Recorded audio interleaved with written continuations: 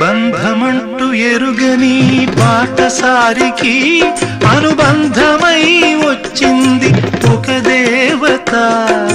ఆ ఆ ఆ బంధమంటూ ఎరుగని బాటసారికి అనుబంధమై వచ్చింది ఒక దేవత.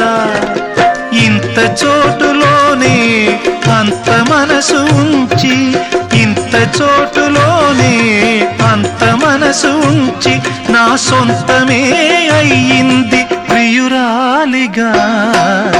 ముద్దబంతి నవ్వులో మూగ బాసలు, మూసి ఉన్న రెప్పలపై ప్రేమ లేఖలు. ముద్దబంతి నవ్వులో మూగ బాసలు.